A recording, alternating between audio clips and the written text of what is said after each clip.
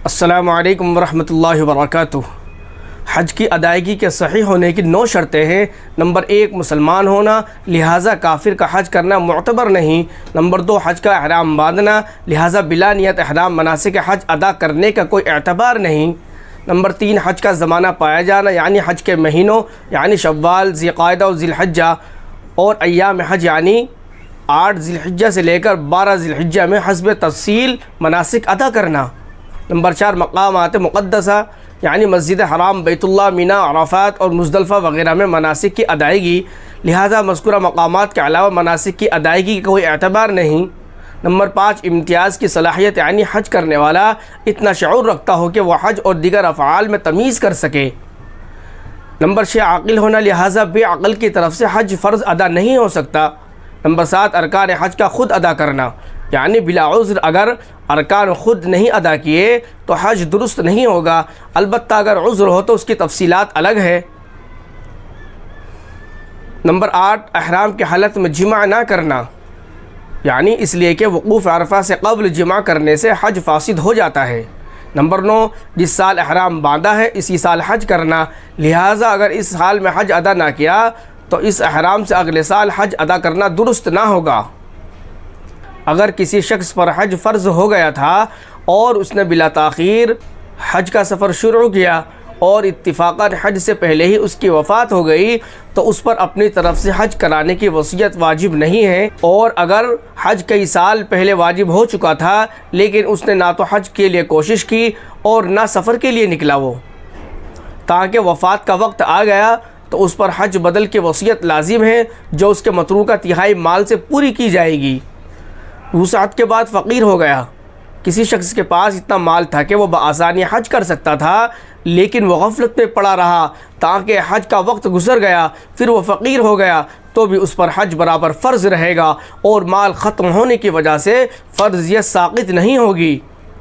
क़र्ज़ लेकर हज करना, जो शख्स वुसाअत के बाद फ़कीर हो गया हो उसके लिए क़र्ज़ लेकर हज को जाने की गुंजाइश है, बशर्ते कि क़र्ज़ की अदायगी के असबाब मौजूद हों। और अगर क़र्ज़ की अदायगी की कोई शक्ल ना हो तो अफजल यही है कि वो क़र्ज़ ना ले। सेहत के बाद मफलूज हो गया, जिस शख्स पर माली वुसाअत की बिना पर हज फ़र्ज़ हो चुका हो, वो तंदुरुस्त भी हो लेकिन अभी हज नहीं किया था कि ऐसी बीमारी ने आ घेरा कि वह हज करने से माज़ूर हो गया, तो उस पर हज बदल कराना या हज की वसीयत करना लाजिम है।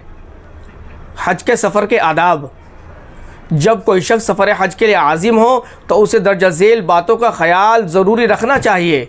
वो बातें ये हैं, अल्लाह ताला से अपने सब गुनाहों की तौबा करे, अगर अपने ऊपर किसी का मालिया जानी हक़ हो तो उसको अदा करे या माफ़ कराए, और अगर अहले हुकूक वफ़ात पा गए हों तो उनके लिए दुआए इस्तिग़फ़ार करे और माली हुकूक उनके वारिसीन को अदा करे, और वारिसीन का पता ना चले तो बिला नियत सवाब के इतनी रक़म गरीबों को बाँट दे।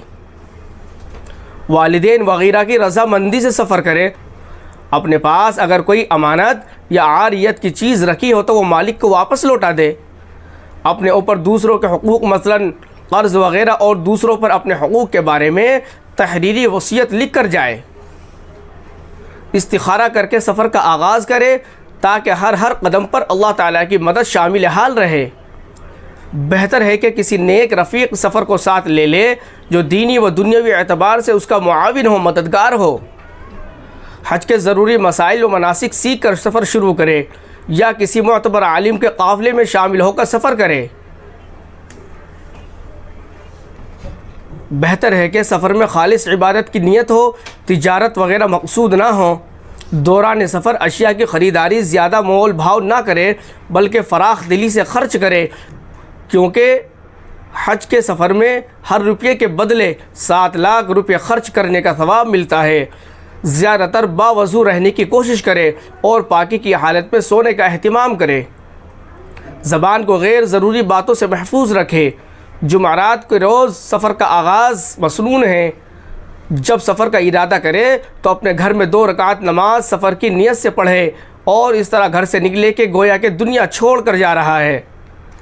दौरान सफ़र ज़िक्र और दुआ की कसरत करे, क्योंकि मुसाफिर की दुआ कबूल होती है।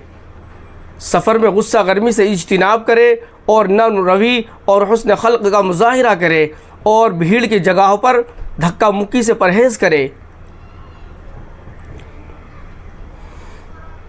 हत्ता वल इम्कान सफ़र में अकेले रहने से बचे, बल्कि साथियों के साथ रहने का अहतमाम करें, क्योंकि अकेले होने की वजह से बसा औक़ात बहुत परेशानी उठानी पड़ती है।